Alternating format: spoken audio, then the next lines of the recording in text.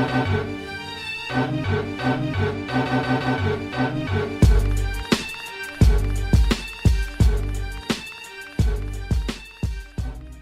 my theme music? Cooper, hanging with my man, he is so fly. I found a man who has a PhD in personality. That man you found may be a catastrophe. It's more of reality. Cooper, hanging with my friend, he is so cool. Sometimes bad and he sometimes acts the fool. Cooper, hanging with my man, he is so fine. Oh, here goes. And welcome to episode 54 of Throwback Hoops. Please check out the show on YouTube and wherever you listen to your podcasts. You would have heard me just sing the theme song to Hangin' with Mr. Cooper by En Vogue as a tribute to our special guest today. And as always, I'm joined by my main man, Robbie Clayton. What's up, Woods? I know you've been waiting to sing that song for a while, mate. I know it's one of your favourite shows. So, yeah, good to be here. Look, I should say before we continue, we've had a few little issues with recording, so we've had to have the first double sort of recording in person. But, yeah, I'll let you introduce our guest. Yeah, I should stick to rapping, right? No, you're doing good, mate.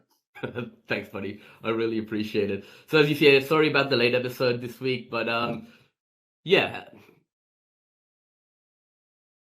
Today we have a special guest on the show. We're very thrilled to have a good friend of Robbie joining us. He is a diehard Lakers fan and has been heavily involved in basketball throughout the years, playing at various levels from domestic league to state league, and is now giving back to the game, coaching the juniors. It's a huge welcome to Glen Cooper. How are you, man? I'm good, boys. Thanks for having me on. Since Robbie told me he was starting this, there's always something that I secretly wanted to just have a little crack on. So it's an honour to be here, boys. Great to have you, mate. It feels weird doing this with someone next to me too. Very strange. Yeah. So, Coop, that anyone that comes on our show has to show off a jersey, and you being a big Lakers fan, we thought we'd do a little bit of a Lakers team today. So you want to kick us off and show us what jersey you're wearing today? Absolutely. It's a 0102, the Shaq Minneapolis Lakers. That out.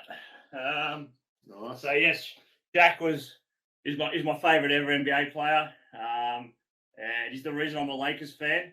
So it's only fitting that I rocked the Shaq jersey, the Diesel. Awesome. Yeah, that was a huge partnership with him and Kobe there in the early 2000s, right? And that's where he was able to take his game to the next level after his early stint in Orlando. So definitely, Robbie, what do you got for us, man? Hey, Woods, before I go into that, I know some of the audience might be wondering, I've got to ask Coop a question, right? Is that beard real? Oh, it's real. It's real? Yeah, it's real. real. All right, cool. I just wanted to just double check that. All right, so I'll stand up and show you the one I'm wearing. Actually, you can see the one in the background I've got hanging up there. So it's not Eldon Campbell. It's actually a Glen Rice one there. So, look, I've already talked about Glen Rice on some previous episodes. He's probably a top 5 all-time favourite player for me. But, look, I'll just show you the one that I'm wearing now, and I'll talk a little bit about him.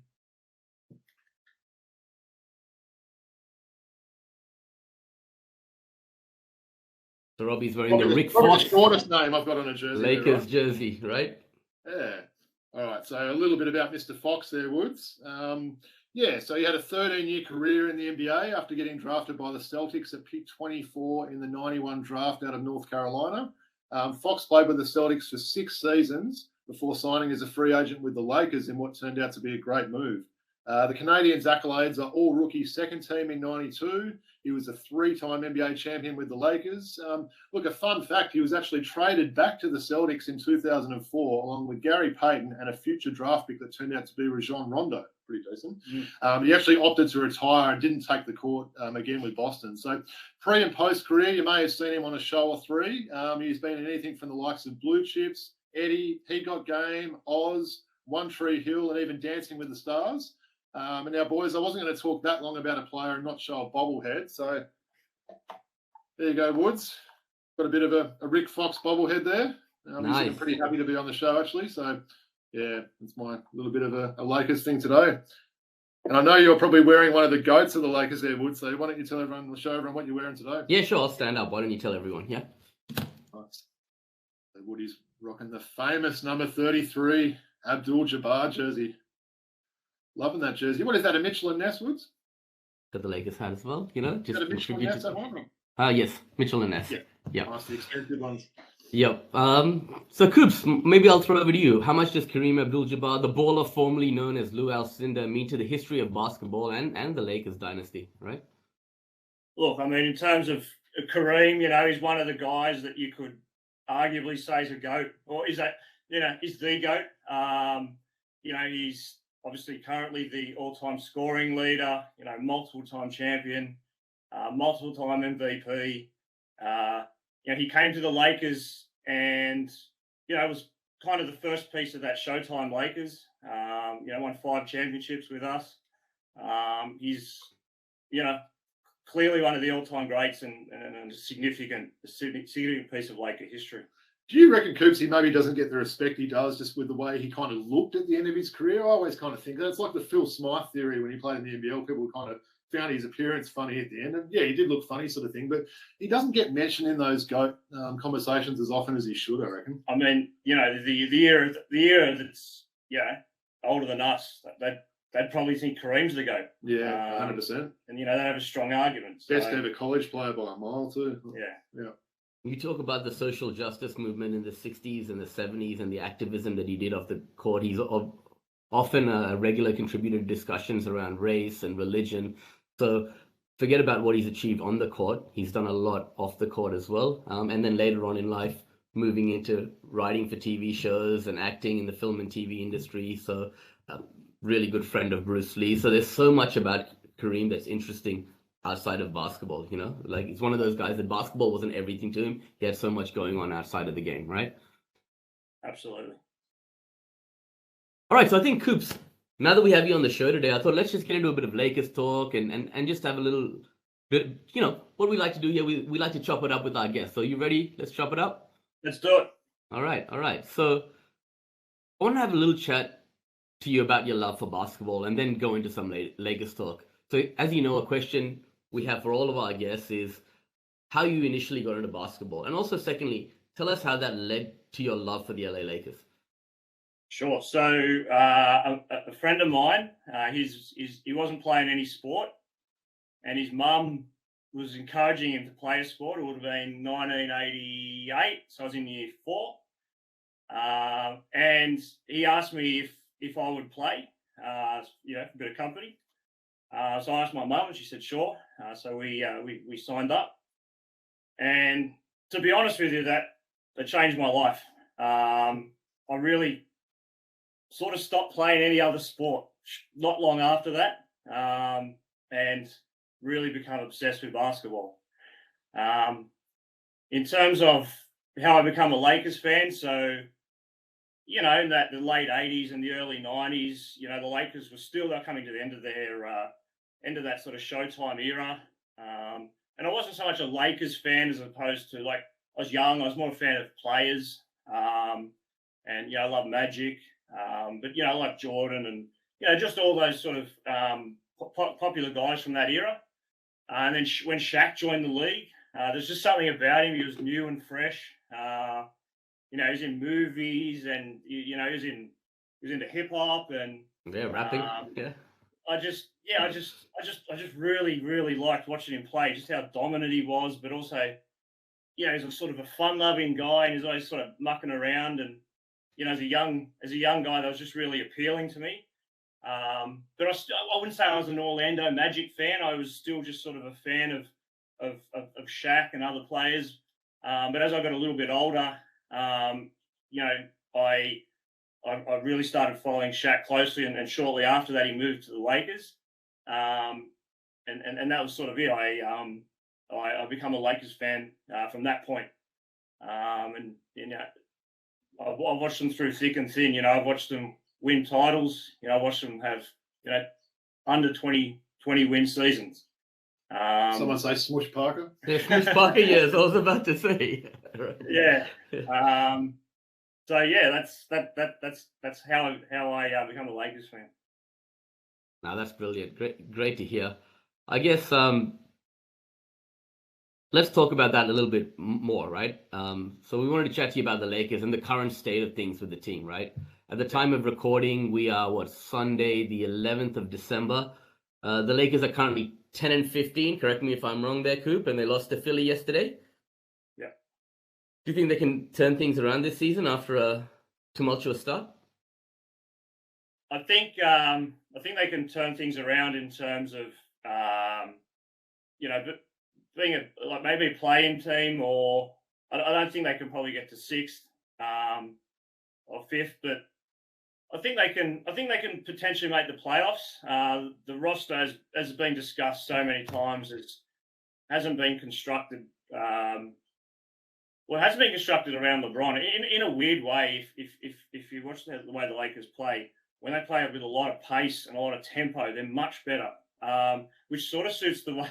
It's almost like they were constructed around Russ, which was clearly unintentional. But that when they play with that really quick pace, they're much more efficient. LeBron's more, he'll hold the ball, look to get into the lane and score or penetrate. And we just had to have guys that can stand there and shoot. They need to shoot off the dribble or get to the bucket. And so the pace, as our records improved, it's because the pace is much quicker. Having said that, you can't rely on AD and LeBron to sort of string enough games together. Yeah, where we can, really. I mean, I think we're about 4 games out of 4th place in the West, but theoretically, if we could get everyone on to consistently play, I'd say, yeah, absolutely, we can get up into that position. When we can't win a title, there's no doubt about that, but we could certainly be a playoff team. But I think in reality, maybe a play-in team is probably the best we can hope. And I mean, once you're in, who knows? And what about AD there, Coop? I know you've had a bit of a love-hate relationship with him there. I know it can be pretty frustrating. I think he played 5 minutes and went off with the flu or something the other day. But yeah, he's certainly not built like the players in the past were built like. Mentally, physically there. What do you think? Do you think he can sort of last out the season, or you got doubts about that? Look, I've got significant doubts. I mean, when he plays and he strings some games together, he's great, isn't he? Yeah, you could argue he's one of the best players in the league. I mean, the other day against Milwaukee, you're playing against Lopez and Giannis, who are 2 of the best defensive interior players in the league. And AD dominated them. Yeah. But he doesn't have that. To me, he doesn't have that sort of dog in him. Killer instinct. Yeah, where he wants to go and dominate like a season and just really, if he's hurt or if he's feeling pain, push through that. But I mean, in terms of his talent, it's undeniable. But he is a frustrating player to some degree. Well, over the last month, let me just give you his stats. Right, he's shooting 64% from the field. 86% from the free throw line, 31.2 points, 14.1 rebounds, 1.3 steals, and 2.6 blocks. Those are pretty gaudy numbers, man. That's big. And just before we move on, Coops, Coach Darvingham gave Russell Westbrook an ultimatum, said you're going to come off the bench and you need to contribute with that second unit. It's really heartwarming to see him having embraced that role and actually making an impact there on that team, right? When he was struggling for quite a while. You now see the talk around Westbrook in the media has quietened down quite a lot since he's made that transformation. Correct? Absolutely, and I think it comes down to, as I was saying before, limiting the amount of time he plays with LeBron, simply because he's not a guy that's going to catch the ball, shoot it, and hit shots. He needs to shoot off the dribble. Obviously he's somewhat ball dominant, but when there's guys moving and cutting. And that second unit, you got Austin Reeves and some of those younger guys that he's playing with. There's a lot of ball movement. He's far more efficient and effective for us. So yeah, I mean that move has been brilliant for him. His body language and everything else seems good. He seems to be enjoying himself playing, doesn't he? He's obviously been, putting up some big numbers. He's had 2 triple doubles in a row, I think, last couple of games. But yeah, I wanted to sort of ask you as well, Coops, about a little bit about sort of the players and the team that could have been with the Lakers there. So I wanted to see your thoughts on this. I mean, some might say the Lakers sort of mortgaged their team a little bit to get that 2019 championship. And look, Woods, that's clearly something that you and I have no experience in as Hawks fans, right? So we don't even know what it's even like to be in a position to do that. But just wanted to throw some names at you there of sort of players they've had over the time there. So I guess, these are some of the players they've ultimately given up to sort of get that team and now sort of be struggling a little bit. So Lonzo Ball, Josh Hart, and Brandon Ingram were in the Davis trade. They gave up Zubats for Mike Moose Muscala in what may be one of the worst trades in the last 10 years. Yeah. They let my boy Julius Randle go for nothing. D'Angelo Russell and Alex Caruso all went. They traded your boy Kyle Kuzma as well as Jordan Clarkson. So for me, it feels like they're kind of left with very little young talent. Obviously, Larry Nance as well, yeah. Larry Nance, yeah. In fact, yeah. Left with a young, not very talented young team, an aging team, in fact, and not a lot of good future draft picks. So what are your sort of thoughts on that scenario? Look, in terms of some of those players obviously have turned out to be outstanding. At the Lakers, Julius Randle, you could clearly see his potential. Same with Brandon Ingram. I don't think anyone thought Clarkson would end up being what he is now with the Lakers. Like he was a good player at the Lakers, and maybe Zubats too, right? Like it's easy for us to say it now. But, that's right. Yeah. My main frustration with the moves is why we didn't run back that championship team. KCP's gone. They got rid of Dwight and JaVale McGee for Marc Gasol. That turned out to be not a great decision. But ultimately, the Russ trade, even though he's been good for us, we would have had Caruso, we would have had Kuzma, we would have had KCP, and we would have had DeMar DeRozan. Because DeMar DeRozan was all but signed.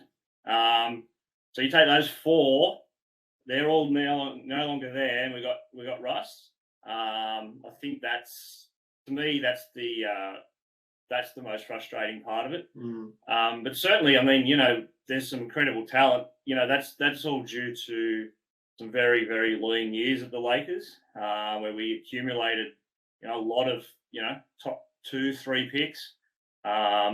They draft really, really well in the second round or the back end of the first. That's where we got Nance and we got Josh Hart, Kuzma, guys like that.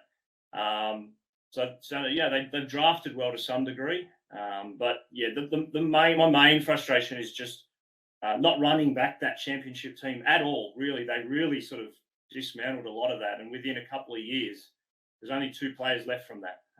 And I think that never really made sense to me why we do that.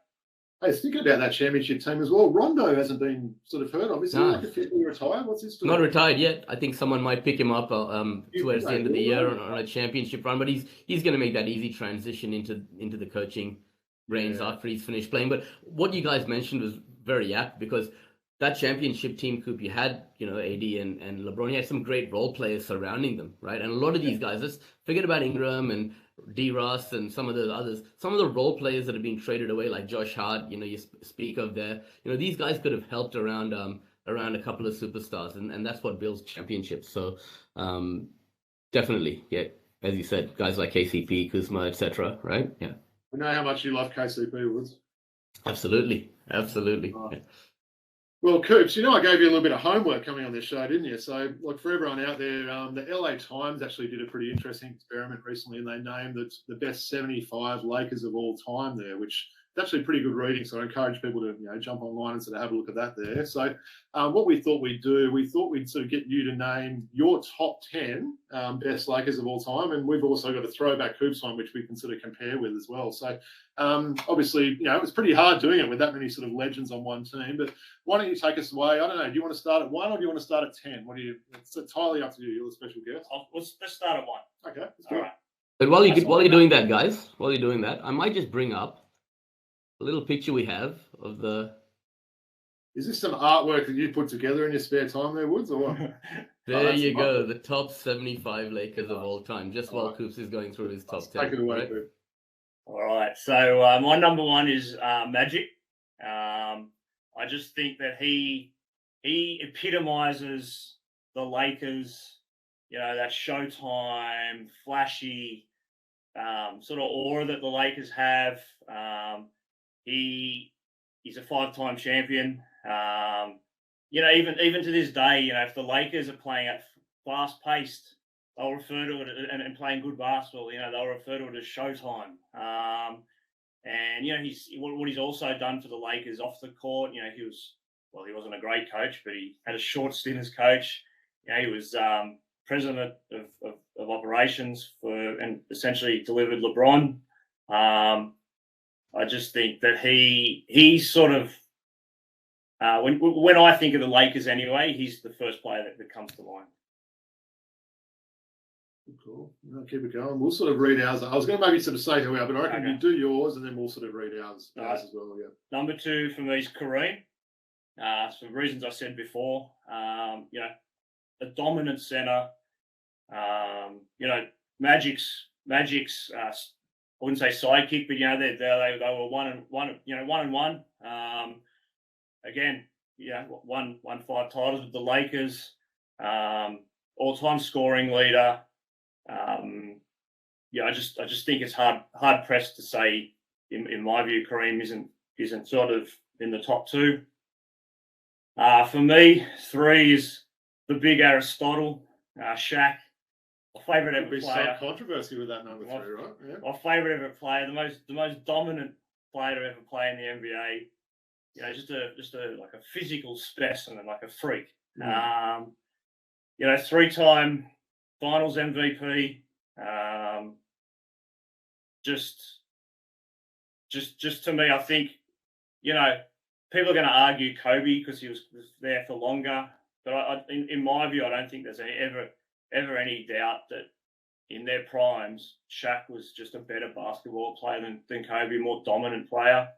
So Shaq's number 3 for me. 4 is Kobe. 20 years with the Lakers, 5-time champion. The one thing I suppose I'm a Shaq guy, but the one thing I would say about Kobe is he could be somewhat frustrating to watch at times. Very, very ball dominant. There's points in times where Bynum and Gasol sort of dominating inside, but Kobe would be putting up jumpers from the perimeter. But there's no question he's an absolute all-time great and one of the Laker greats. Hey, Coop, we should also say you once had a cat named Kobe as well. I did. That is true. That is true. Number 5 is for me is Jerry West. I think if Jerry West won more titles, I don't think there'd be any doubt he'd be number 1. Through what he's done as player, coach, general manager. There's probably no better general manager in the history of the game. So what he means to the Lakers as a whole is obviously incredible. But one title, and lost multiple to the Celtics and the Knicks. Did hurt him in my rankings just a little bit. Number 6 is LeBron. That might be a little high for some people. I think he's probably the best player to ever play for the Lakers. But in terms of Laker history, he's only won 1 title. He's missed the playoffs the rest of the time. But just his greatness and the fact that he's on the Lakers, I needed to put him fairly high. Number 7 is Elgin Baylor. Obviously before our time, but they never won a chip. However, averaged over 30 points, many times. I think he averaged nearly 38 points a game for a season. If you got a statue at the front of Staples Center, or crypto as they call it now, you got to be in the top 10. He's a bit forgotten about too, isn't he? Unfortunate that when they actually won that championship, right? He retired early in that season, right? So that's right. He did. Really sad. He did. Yeah. Number 8 for me is Pau Gasol. Big fan of Pau. Yeah. He was Kobe's sidekick for a couple of championships. He 3 straight NBA finals they made, 1-2. Just a really, really great teammate, an underrated player in terms of what he brought to the league. I think sometimes players certainly American-born players viewed him as trying to be soft. I mean, there was games where KG would kind of try and intimidate him in those finals, but he stood up to KG and had a fantastic career for the Lakers. KG was trying to pick on the white guy. That's shocking. Number 9 for me is James Worthy. Huge part of the Showtime Lakers. Probably our greatest sort of era. Ran that break for Magic, and just it was a dominant sort of third piece that on any given night could be their main guy. And number 10, I think this will probably be a little controversial too, but for me that's AD. Wow. He's won a chip. He's an elite talent, and I think some of that is potential too, in terms of he's going to be a Laker for a number of years. And there were other guys there that had sort of you could throw in, but hadn't won a chip. But I think that what he's done, and what he's going to do into the future, I think he probably deserves to be in the top 10. There's some other guys, special mentions. You got Wilt, obviously, but he come to us not in his prime. Won one chip, but we've got AD in his prime. So I think he will end up being more to us than probably what Wilt was. And then George Mikan, way before our time, probably quite deservedly could be in the top 10, but I just didn't see him play, obviously, but wanted to mention him as certainly one of our great players. No Jordan Farmer on that list, or Chris Mim, or any of those guys? I was a big Lamar Odom fan back in the day, but he didn't make the cut either. Nice. No, that was a good exercise. I'm just looking at some of these, players on this picture. It's a great graphic as well. There, you obviously see Definitely in front of everything. Byron Scott's probably another one as well that would probably be close to that list, wouldn't he? Sure. What he achieved there. No, I appreciate that, Coops. Well, you did well with your homework. I think we'll give him an A+ for that, Woods. What do you reckon? 100%. Really good research. Well done, Coops. Definitely. And look, Woods and I spent countless hours. No, we didn't spend that long, but we sort of put together our top 10. Look, there's a few differences to Coop's list. I guess the top 3 was probably the ones you could argue there. I think we mentioned all 3 of them have won 5 championships, right? So in Magic, Kareem, and Kobe. So Woody and I, so the Throwback Hoops all-time top 10 Lakers, we've got Kareem at number 1. I won't sort of go through all the stuff we've spoken about, but Kareem at number 1. We've got Magic at number 2, Kobe at number 3, Jerry West at number 4. We've got Coops man Shaq at number 5, Elgin Baylor at 6, LeBron at 7. What did you have LeBron at? I had LeBron at 6. 6, okay, yeah. So pretty similar there. George Mikan we had at 8. Yeah, I agree with what Coop said. It's hard, we haven't actually seen someone. That's purely just going off sort of stats and stuff there. Yeah, exactly. Big game, James Worthy at 9. They had Powell, who obviously I mentioned I was a huge fan of, at 10 there. So, yeah, look, apologies were pretty similar. Wilt Chamberlain, a few people might almost be surprised that neither of us have had them in the list. But, he won one ring there, but he wasn't there that long. Like Coop said, he was at the sort of a tail end of his career. So it's probably not that, outrageous to have someone like AD in front of him there. Gail Goodrich was also another one, didn't, before our time, but had some great stats there. And also sort of Michael Cooper as well. And I've always said to you, you've got to get a Michael Cooper jersey, that number 21 Lakers jersey. But yeah, he won 5 rings, as mentioned, Byron Scott as well there. So no, I enjoy doing that.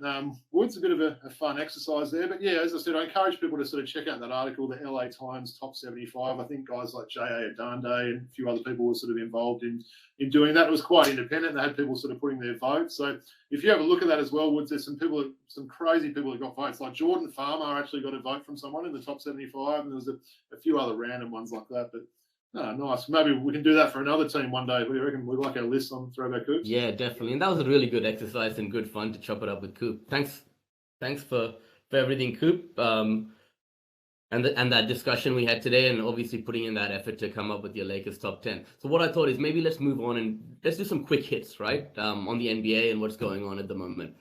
Kemba Walker, I wanted to talk about him. He's one of my favorites. Just been signed by the Dallas Mavericks. Jason Kidd hasn't run him out on the floor just yet. But can he help this team? Has he got something left in the tank, guys?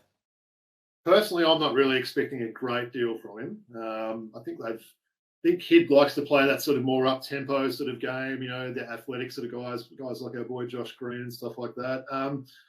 Not expecting a great deal. I might even throw that one back to you, though, Woods. You're the big fan of Kemba there. What do you think? Definitely. He showed some signs with New York last year. He had a couple of good games when they had a few injuries and COVID issues and whatnot. I just think that, look, they've got Dinwiddie and Luka there. So come the stretch of the season, having another guard in that rotation that can handle the ball, and the experience he brings to the locker room, helping guys like Josh Green out, is going to be good. So I'm glad he's back in the league. And I agree with you. I think, you can't rely on him to play big minutes or anything like that, which they're not going to. But he can create his own shot. He's a shot maker. And down the stretch, you never know. You could need him in certain situations, and as long as he's healthy, he could come up in big moments for them. So I think he's a good pickup. I think he's a good teammate too, isn't he? So he's someone who'll fit in well in that locker room. You've never heard any sort of issues with him. With the team. Yeah, he's been saying as soon as he found out that he was going to get picked up by the Dallas Mavericks, he's watching game film, watching Mavericks games, studying how he can help the team. I mean, if a guy like Raul Neto can have a job in this league, surely Kemba Walker can, right? So glad to see him back. He's only in his early 30s. Free throw shooting too, couldn't he, after yesterday's efforts? Yeah, definitely.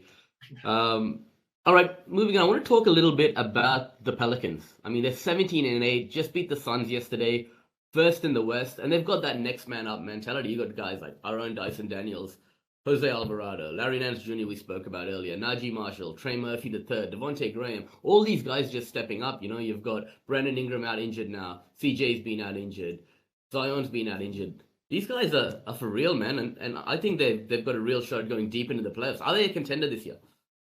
I reckon they are. They've clearly been well constructed, haven't they? Like you said, anytime someone goes down, it's always that next man up. They seem to be, playing as a team, very hungry. Very fun to watch. I mean, I quite enjoyed that yesterday, Zion doing that 360 on the break and all the carry on by the Phoenix Suns at the end. Obviously, God, they've got some clowns on that team, Phoenix. I mean, regular sort of listeners will know I'm not a big fan of Chris Paul there. Devin Booker's highly annoying. You've just got a few guys that sort of, haven't really, achieved a lot with sort of team success that, think they sort of own the league and everything like that. But what is this thing as well with people carrying on when people shooting at the end of the game? It really annoys me. What is this sort of etiquette thing? I don't get it. No, the game's still running. It's such, I disagree with you. An American thing, honestly. I disagree with you there. You know that, it's right? Stupid, mate. The game's still going. The game's over. Don't run it out. Don't run out the clock. Don't take a shot. Tyler Johnson firing up at the end of the game when actual percentage counts in the NBL. So I don't get it anyway. But it was a nice 360 dunk. You can't deny that. It was. What are your thoughts on the Pels? Oh, for sure, they're legitimate. They're super athletic. They're young.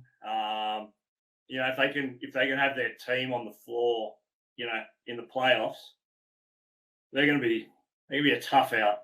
Where did Alvarado come from, too? Where did they find this guy? Grand Theft Alvarado, man. Love the guy, right? Okay, so Coops, I might as well ask you, what are your thoughts then? Okay, the game's over, right? You're up by 20. There's 15 seconds left on the clock. Are you taking a shot? Are you telling you're coaching young kids? Are you telling them to take a shot? Are you telling them to dribble the clock out? I would tell them to run the clock out, but I wouldn't if they didn't. I have no issue with taking a shot. To be honest with you. I wouldn't take it, and I'd tell my team, don't, just hold it up. But I'm with Robbie in terms of I don't see it being the worst thing in the world. I don't see that. If the game's still going and someone puts up a shot, they put up a shot. That's a fair stance. I like it. Especially if it's against a clown like Chris Paul as well, just to try and rub it in a little bit. You've got to do it right. And Devin Booker. Yeah. All right. Moving on. Let's talk about the Hawks quickly, Robbie. I know you got a lot to say. Why don't you tell the audience a little bit about what's been going on in Hawks land lately, right? Yeah, there's been a little bit going on, hasn't there? Obviously, it's Trae Young versus Coach Nate McMillan at the moment. So look, it's obviously a little bit older news now, but obviously, the Hawks sort of revealed, early in the week, the reason that Trae didn't play in that game against Denver was because Coach Nate McMillan gave him a choice: either participate in the shoot-around or go home for the rest of the day. So Trae believed that getting rehab for a sore shoulder was more important than having a shoot-around. So he said he wanted to play, but apparently McMillan's team rule: if you don't go to a shoot-around, you don't start the game. Look, Nate's actually come out and refuted these comments. So there's a few conflicting stories. So it seems to me, and I know Emily will like me using this word, but someone's telling porkies. Someone's not telling the truth about what's actually happened here. It's a bit of a concern about, obviously, the leak that's come out from the team with what's going on there.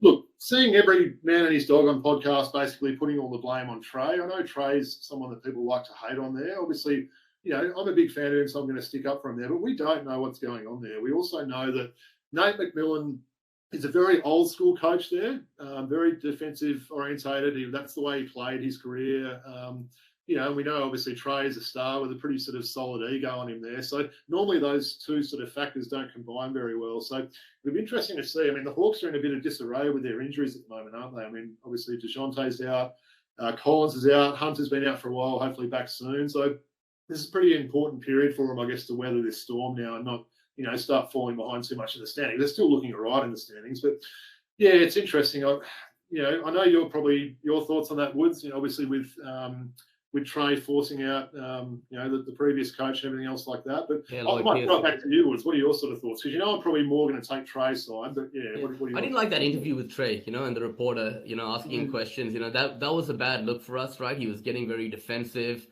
He's saying, look, it's nobody else's business. It's a private matter. Well, it's not really a private matter. Do you know what I mean? It's out in the stratosphere. John Collins is sitting there in a booth supporting his teammates and things like that.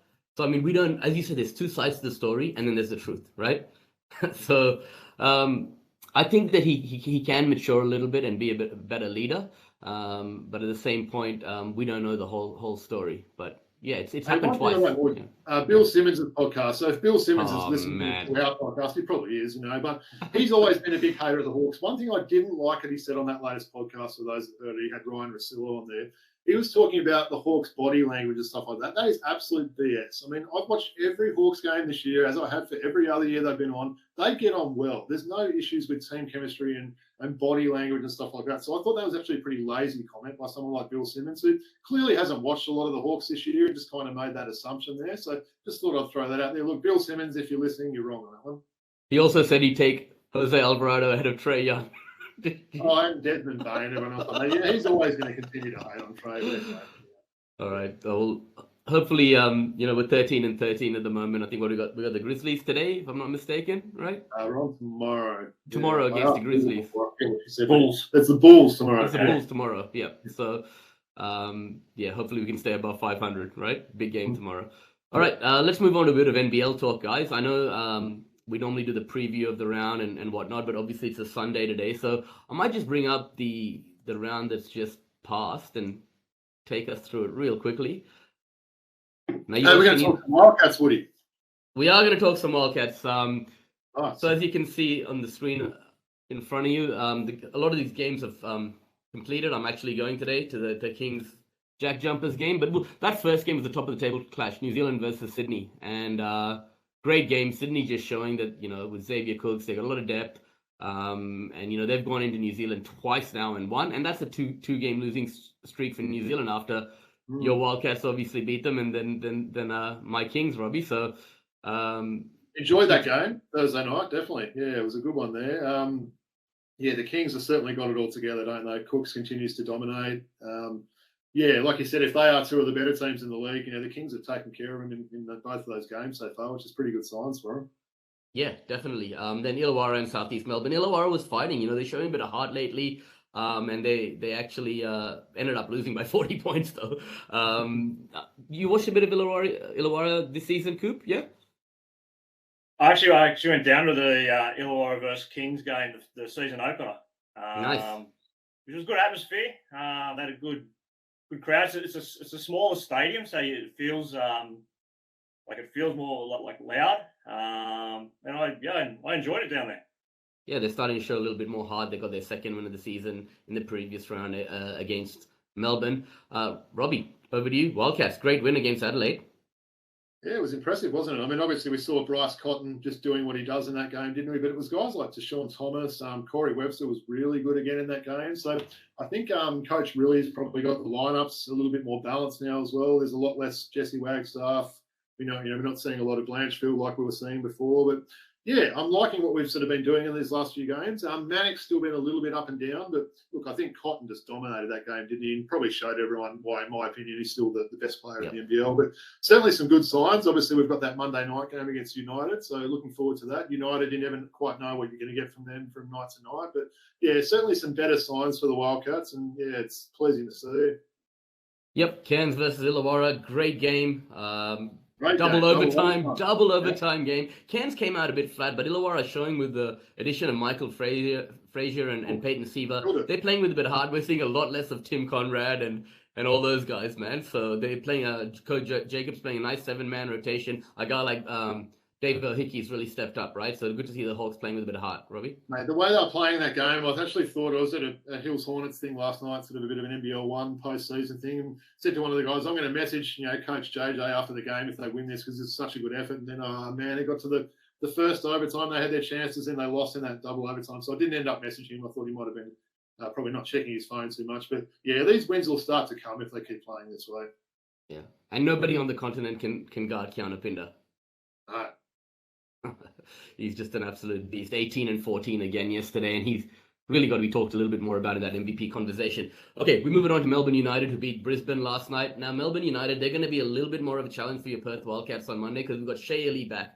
We've got Isaac Humphries back from that COVID. They just look like a different team. Xavier Rathan-Mays coming off the bench yesterday, 10 assists and 0 turnovers. In that 6-man role that was originally supposed to be his designated role before Shea Ali's issues with concussion and stuff. What did you think of Melbourne United last night?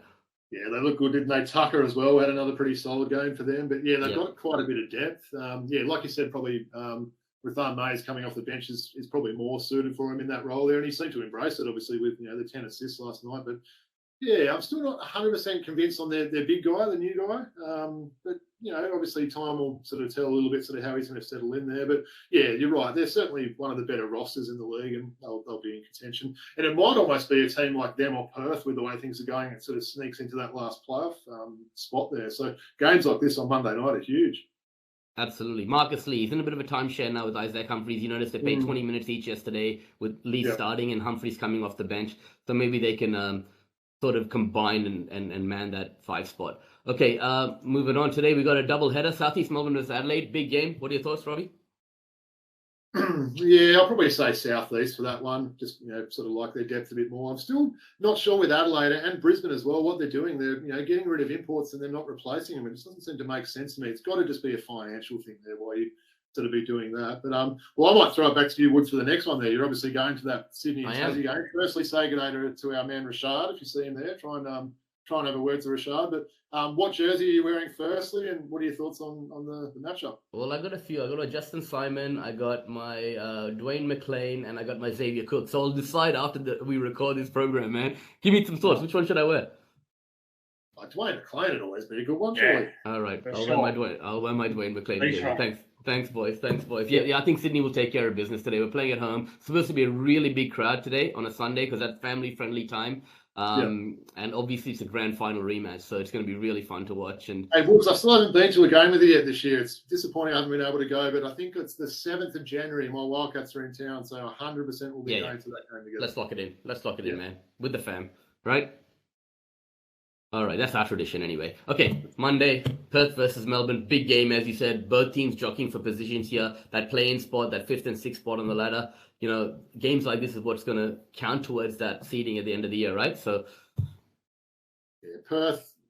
I'll have to say Perth in this one, but yeah, this could potentially be one of the better games of the round. I hope it is. I'm not really sure about these Monday night games. I think we've spoken a little bit about that before. Is that a 9:30 tip-off as well, Monday? Yeah, I think so. I think it is, yeah.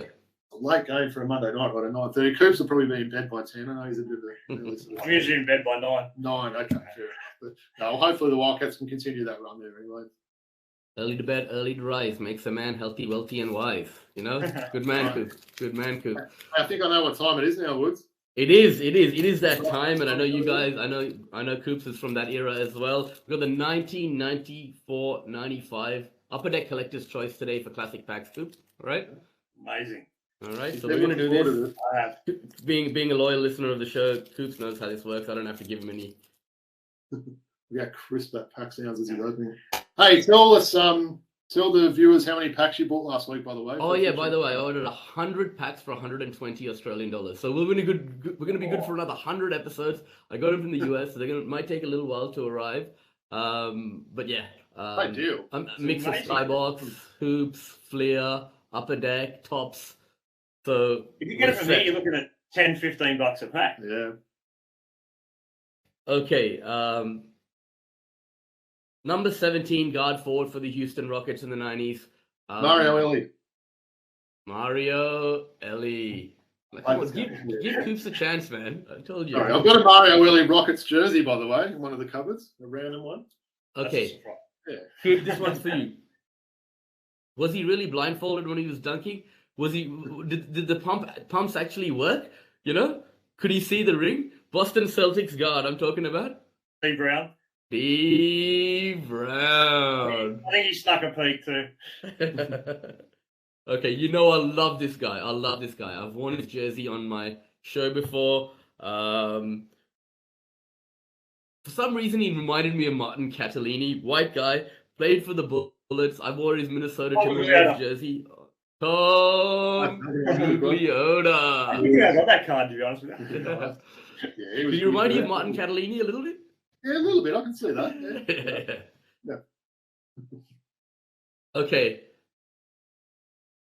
Son of one of your favorite players ever, Robbie. Okay. His father was a great shooter, potentially one of the best 3-point shooters of all time. Played for the Indiana Pacers. Had an amazing nickname. Okay. The Rifleman. Yeah. Yep. His son. That's not his son. Oh, it's his brother. His brother. I don't know what's the relation. Wesley. Yeah, that's right. No, I don't think Wesley's his brother, isn't it? We might have to fact check that. Yeah. Fact check it for me now. All right, I'll fact check now. Yeah, Wesley Person was good, wasn't he? Had a bit of time with with Cleveland as well. Let me see, because he's certainly a lot younger than Chuck there, isn't he? Wesley Levon Person. We got some personal life there. Okay, yeah, the younger brother, yeah. Younger brother, okay. Okay, he's got a son as well playing college at the moment as well that was selected in the 2019 G League draft, which is interesting. Nice. Okay, this guy surprisingly held the record for most 3-pointers in a game, if I'm not mistaken, for a while. Played with LeBron James at the Cavs. I'm talking about none other than... I'm kicking myself now. The big guy. What number? On, Coops, you know what I'm talking about. Number 42, Timberwolves card. Played with LeBron James. Daniel. That was a random pack, and he had that 3-point record, wasn't he? I think I've got that jersey. He did have the 3-point record, didn't he? Yeah, he did. Yeah. He had held it for a while. Okay, we pulled this guy's card last week, okay? His namesake was the leading point scorer in the 80s. Okay. Who was the leading point scorer in the 80s? Is it Alex English? Yeah, this is his namesake, Chicago Bulls player. Oh, this guy, I didn't know him last week. I don't know him now either. Yeah. JoJo English. Oh, JoJo. Yeah. I've heard of him, but I mean, no, nothing. That's a random one. Yeah. JoJo. Okay, I don't know why we've pulled this guy's card so many times, right? He had a less than successful coaching career. Played for the Utah Jazz, but this is an Atlanta Hawks card, okay? Tyrone Corbin. Oh, it's number 23. All right, I think I have heard of this guy. Guard forward from the Hornets, number 4. Man, no idea. But he would have played with 94, 95, okay. I think David Wesley wore that in later years, number 4, but number 4. Hancock turned pro following his junior year at Kansas and played 17 games with the French Pro B League. He was picked by Charlotte in the second round of the 1994 NBA draft. Any ideas? I got nothing. Darren Hancock. Wow. Darren, not Darren. Darrin. Yeah. I don't know much about him. Wow. Interesting pack so far. Where's the superstars? Yeah. Okay, Clippers. Okay, Andrew Canyon would love this guy. Quintessential white guy. Before signing with the LA Clippers to provide backup help at center, this guy played the previous 2 seasons in the CBA. Okay, number 50. Not Joe Wolf. He looks a bit like Joe Wolf. No, he doesn't. Matt Fish. Oh, I remember Matt Fish, yeah. To say, because my brother collected all those Clippers cards back in the day. Yeah, I remember Matt Fish. I don't think he's related to that tennis player, Marty Fish, as well. He's a bit taller. Okay, we love this guy. We love this guy on the show. Leave this one to Coop. Okay, he was in that great draft alongside Jason Kidd and Grant Hill. He had that $10 million contract that everyone spoke about. Coming out of college, he was highly touted. His son is also in the league at the moment and had is he still in the league? He might not be in the league anymore. But yeah, he has been in the NBA very recently. This is Milwaukee Bucks card, okay? Also had a great career with the Hawks and won a championship with the Spurs later on. The first overall pick in that draft, 94 draft. First overall, 94. He would have liked a bone, I reckon. Glen Robinson? Glen, Big Dog Robinson. Well, I was thinking Glen Robinson. I didn't know he was with the Hawks. Yeah, Oh, I don't remember him. I've got his jersey with the Hawks. Right, Of course, yeah. I was thinking Glen Robinson, and then when you said with the Hawks, that threw me off a little bit. I didn't realise that. You're right about his son, Woods. What happened to him? Obviously, won that dunk contest. Haven't seen him. Yeah. Okay, we've got a special insert card here. Ooh. It is the Blueprint for Success card, and it's also Tom Gugliotta. Oh, wow. Who's that next to him? Is that Glenn Rice? It is Glen Rice, right next to him. Oh, nice. Miami Glen Rice. And we have got a signed Blueprint for Success card here. Wow. Not officially signed, but it's got his signature on it. This man has more kids than anyone you know. I'm talking about none other than... That'll be the Rain Man, right? Sean Kemp. Nice. Oh, it is hand signed. That's a cool card. Yeah. Is that actually an insert then, Woods? What's the number? Yeah, that's the collector's choice insert. That's the Blueprint for Success, right? So that's how they look like on the back. We got 2 of those. We got the Sean Kemp and the Tom Gugliotta, right? Good. Right. Well, it's been fun, guys. Really appreciate you coming on today, Coop. Robbie, take it away, man. Yeah, of course. So just the usual sort of reminders where you can sort of find us there. So, please check us out on YouTube or, download the audio where you get your podcasts. Of course, on Twitter, you can find us at Throwback Hoops. Instagram, we're throwback.hoops. And our email address is throwbackhoopspodcast@gmail.com. So I think what he's mentioned, we might be doing a bit of a mailbag episode sort of towards that, Christmas, New Year period. So send us in some questions. It doesn't matter how random they are, top, 10, whatever, something like that. What jerseys we like, anything else like that. Just anything random, send it through and we'll cover it on the show. Yeah, hey, if you disagree with our top 10 Lakers, Coops and Robbie and mine, let us know, who should have been. If anyone think we dropped the ball not having Will Chamberlain in there or whatever your thoughts are, let us know. Yep. And thanks for all your support on Patreon, all our subscribers. This show doesn't happen without you, so really appreciate it. Coop, any final thoughts? Thanks, boys. It's been good fun. Had a good chat, and I really enjoyed it. Thank you for having me on. I really appreciate it, mate. Robbie, final word? Enjoy that Kings game this afternoon, mate. Behave yourself. As I said, say good day to Rashad. And should tease as well, we've got a very special guest next week. Not going to drop the name now, but it's a female player. She's played for the Opals, and she's a WNBL star. So please stay tuned and tune in next week. Thanks, everybody. See you next week. Peace out.